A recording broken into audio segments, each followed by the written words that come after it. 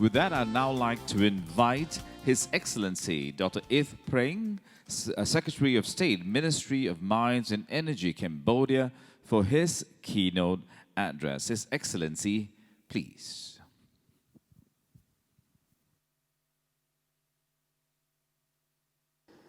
Excellency, distinguished participants, ladies and gentlemen, good afternoon. On behalf of the Ministry of Mines and Energy of Cambodia, I am pleased to be here today with all of you at the special session on regional interconnectivity in low carbon energy transition through our virtual platform. I would like to express my sincere appreciation to the government of Singapore and the International Energy Agency for hosting this event. In recent years, the strong economic growth in the ASEAN region is an important engine for the world's economy, which has in turn increased the energy demand in various countries. Therefore, providing energy security, accessibility, affordability, and sustainability for all has become a very important task for many governments throughout the world. Ladies and gentlemen, in 2019, the quality of energy supply has been improved dramatically in Cambodia. Our power generation mix was 12,014 gigawatt-hour, which fossil fuel accounted for 48%, and the remaining 52% was non-fossil fuel sources. Thus, Cambodia has already contributed a very high share of renewable energy in the primary energy supply. Renewable energy development in Cambodia has a variety of viable resources, including hydropower, biomass, biogas, biofuel, solar, and wind energy, to address the rising of energy demand in the country. Energy connectivity has been further promoted. Cambodia has achieved power interconnection and neighbor trade with our three neighboring countries, including Thailand, Laos PDR, and Vietnam. As of 2019, Cambodia power grid interconnection with neighboring countries with a total import volume of 3,028 gigawatt-hour. Overall, energy connectivity with a country in the ASEAN region continues to advance and enhance. The Royal Government of Cambodia is willing to play an active role and contribute to regional energy development. Taking this opportunity, allow me to highlight some of the key priority works which are important to serve our region. First, promote infrastructure and investment scheme. Second, strengthen renewable energy and energy efficiency to meet the regional target. Third, encourage engagement between public and private sector partnership. Fourth, strengthen cooperation with advanced countries to work closely with ASEAN member states. Having said this, we hope that countries in this region can strengthen cooperation in energy infrastructure, in investment, promote facilitation of trade in energy resources, and reduce transaction costs so that all these factors can jointly ensure supply security and sustainable development of energy in this region. Ladies and gentlemen, Cambodia is looking forward to learning and sharing our best practice and new energy initiatives for the future development of energy sources with low carbon technology in order to promote both interconnectivity and sustainability in our region. Thank you very much for your kind attention and stay safe during this difficult time. Thank you, Your Excellency. Let's give him a round of applause. That's very nice of you, ladies and gentlemen from Cambodia. Next up, we have Her Excellency, Ms. Amida Salsia Alisjabana from the United Nations and Executive Secretary of the YESCAP, United Nations Economic and Social Commission for Asia Pacific. Ladies and gentlemen, here is Her Excellency. Excellencies, distinguished delegates, ladies and gentlemen, it is my pleasure to address this special session, Regional Interconnectivity in the Low-Carbon Energy Transition at the Singapore International Energy Week 2020. This forum provides a unique opportunity to bring industry leaders for discussing critical issues of inclusive energy future in the Asia-Pacific region and beyond. At the outset, let us use this opportunity to highlight that the Asia-Pacific region's lack of progress on environmental sustainability is striking. Over 200 million people, around 5% of the region's population, are deprived of access to electricity. With the onslaught of the twin crises of COVID-19 and climate change, member states are experiencing enormous pressure on their socio-economic condition. The pandemic is an important reminder for leaders and policymakers for taking immediate action to steer sustainable energy transition in our region. There is a clear case for a swift transition from the gray economy to the green economy by creating pathways for an inclusive, resilient, and low-carbon development.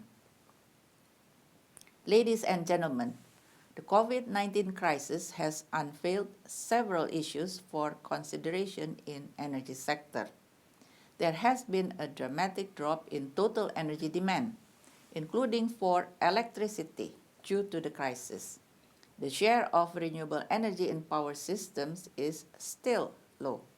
Furthermore, the share of emissions-intensive generation must be lowered due to falling operating costs and increasing priority access to the grid.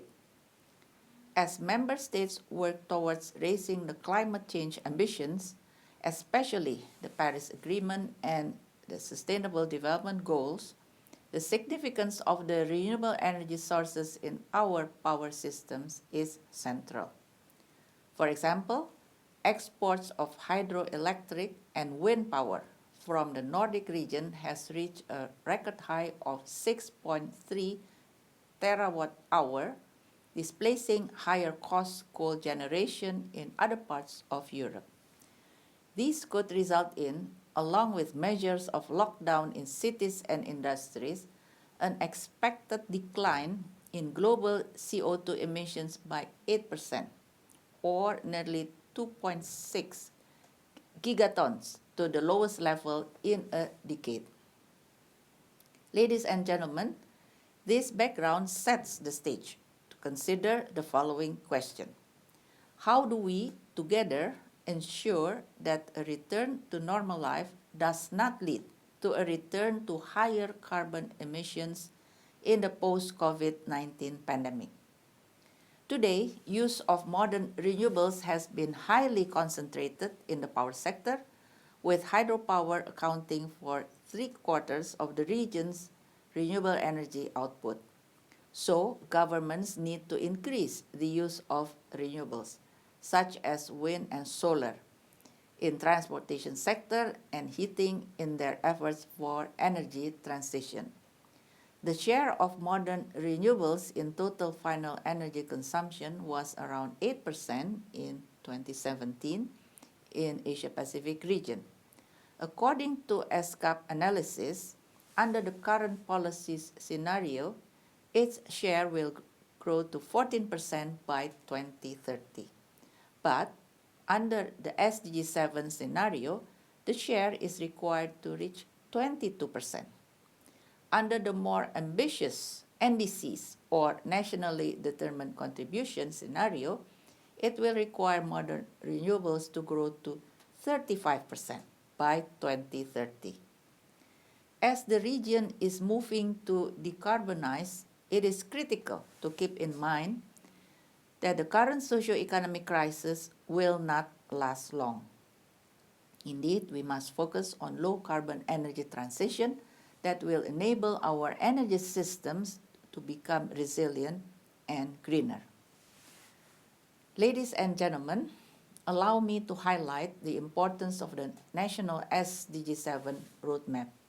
We need to consider all of the policies and technologies available to accelerate our work towards implementing SDG 7, the goal of ensuring access to affordable, reliable, sustainable, and modern energy for all.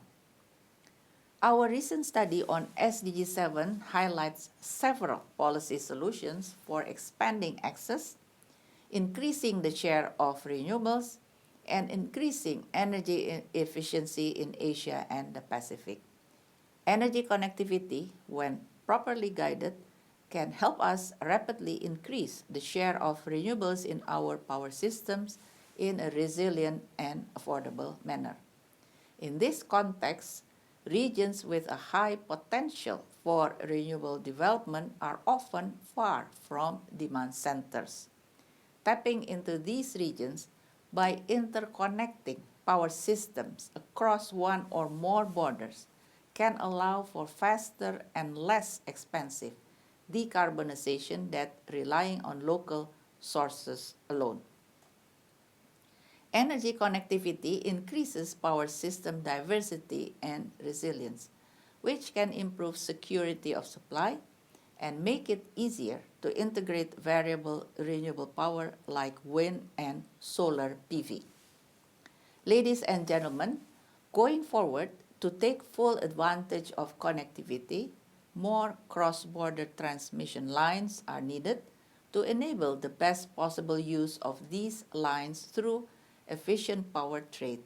Many countries in the Asia-Pacific region are already trading power on bilateral basis. There is great potential among these to upgrade systems to enable even greater power trading, including on a multilateral basis across wide geographical areas such as in ASEAN. The United Nations Economic and Social Commission for Asia and the Pacific, or ESCA, is fully committed to act as a catalyst for regional action that steer ongoing connectivity efforts and a bridge to future ones. Together with member states and all stakeholders, we are ensuring Building Back Better to implement the Paris Agreement and the 2030 Agenda for Sustainable Development in Asia and the Pacific. Thank you for your attention. I wish you a very successful summit.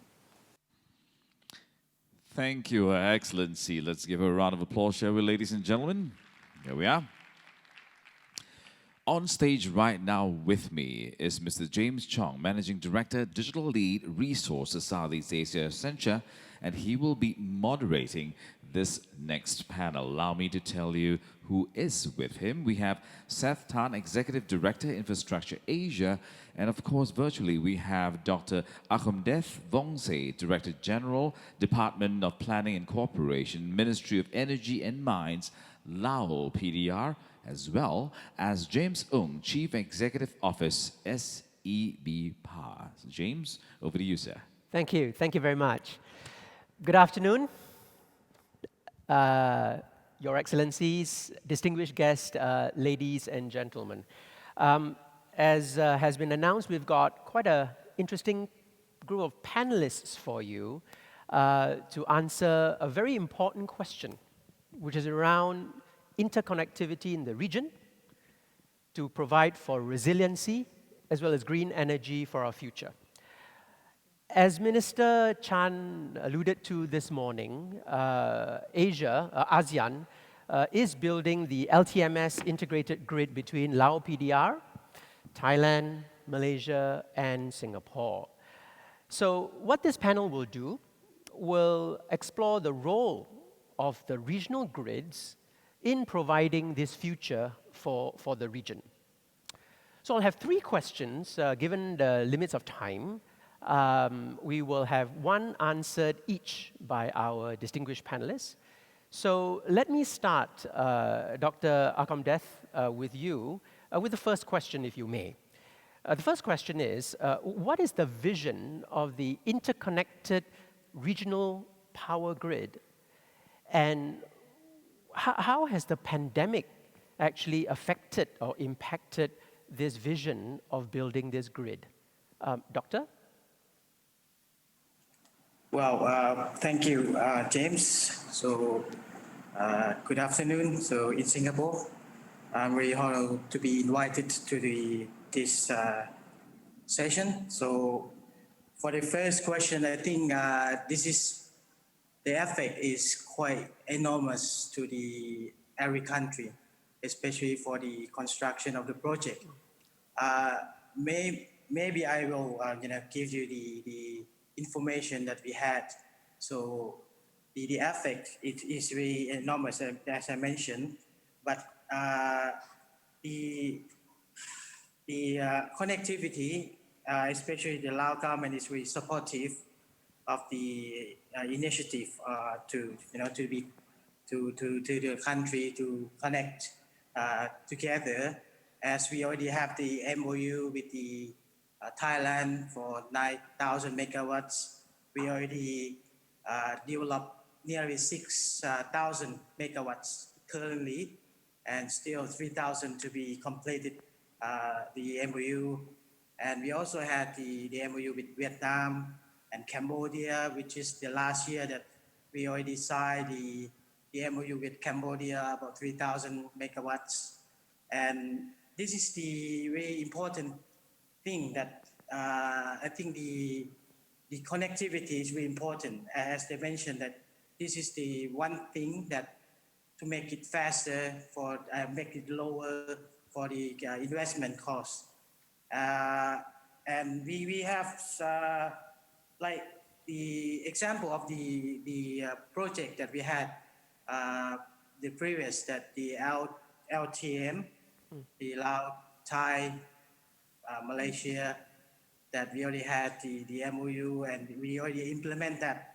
So this is really kind of like a pilot project that we had, and this is showing that the ASEAN need to have the project like this in the future. May I just give you another information that the LTMS MOU will expected to be signed in the upcoming 38 RMM. So the MOU will be signed, and we have to study more on the technical term, the financial, the legal perspective.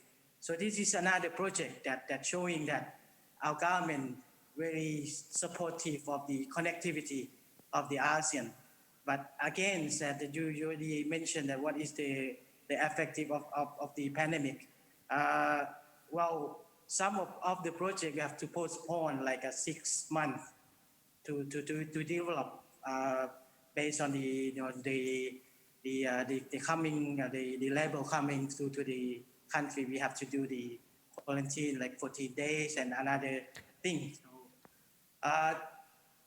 that is really quite challenging for our government to catch up the MOU and the PPA that we already signed. So this is the information that I have to share with you for the session. Good, good. Thank you. Thank you very much, Director General. Maybe I'll just turn to James Ung now, out of Sarawak. And thank you for joining us, sir. Maybe I'll ask you the second question, which is around security and reliability. Could I have your views on how we can perhaps leverage a more connected grid to provide security and reliability of supply, James? Thank you. Good afternoon, everyone. We have two James here. Thank you for allowing Sarawak Energy to share our low carbon energy transition experience and our journey in regional interconnectivities. I will start by quickly introducing Sarawak Energy. and our strategic focus on hydropower development in the last decade, and how regional interconnectivities can provide mutual benefits. We are from the eastern part of Malaysia, located on the islands of Borneo. Sarawak Energy is a vertically integrated energy development and power utility companies. Our business operation entail electricity generation, transmission, distribution, retail, and export of power, with an installed capacity of more than 5,500 megawatts as of now. Sarawak generation mix is predominantly from our rich renewable hydropower resources, complemented by indigenous coal and gas for energy security, making us Malaysia's largest provider of renewable energy and among one of the lowest power tariff in the region. With hydropower developments, our carbon emission intensity for electricity supply has decreased by 76.5% since 2009. Our ambitions is to continue to share our renewable energies with our neighbors in Borneo and beyond. Interconnections enable nations to improve security of supply through the sharing of generation capacity as well as the spinning reserve, improve the reliability of the network, and optimize operation costs. Our first regional interconnection is the supply of up to 300 megawatts of power to our neighbor at West Kalimantan. The partnership that also make room for both nations to gain technical knowledge and expertise in power development from each others.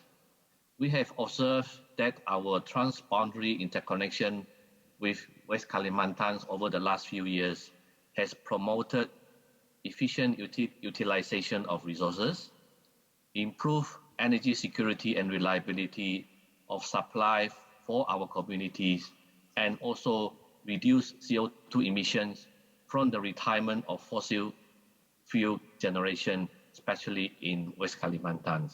Moving forwards, we aim for further interconnection project that we hope will complete the Borneo grid and advance the concept of ASEAN power grid, including potentially connecting power from Borneo to Singapore or Peninsular Malaysia.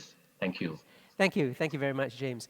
On that note, of course, clearly, Seth, one of the questions I'd like to ask you is more on the financing and the financial side, given that's your specialty. Could you enlighten us a bit on what would be the potential benefits, right, of such interconnectivity, which includes lowering of costs, tapping into supplies of low energy sources? What's your view, Seth? I think the earlier keynote speakers mentioned very well that the increased regional interconnectivity can supplement local sources. Particularly, I think I like the phrase energy trilemma, because all of us are trying to grapple with increased resilience, affordability, and sustainability. And certainly, there is a role for regional interconnectivity of electricity to enhance all these three aspects. So that's number one. Number two is we see that from a model perspective, we can look around the world and see that there are very good models that have been successfully implemented. And of course, you have to adopt and adapt so that it suits out the region or the participating countries. But one model, for example, is the European model, just as a reference, where the participating countries have a high level of control over domestic power systems and also planning, but can trade with one another using functionally identical market platforms. I think on the basis of that, then you look at around the world to see what other models that can potentially enable financing and investments into this. And then the answer is quite simple. If you look at the, for example, a reference of the undersea data cables, that's a lot. And it has developed because data is a precious commodity.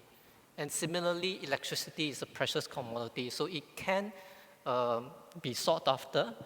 And even in the current environment where there is fiscal constraints on the government side because a lot of finances have been devoted to fighting the pandemic and its aftermath, we continue to see strong private sector liquidity. And hence, if there's a wish to collectively move forward on the topic of increased regional connectivity in the electricity space, one perhaps could consider leveraging the private sector and also multilateral development banks financing.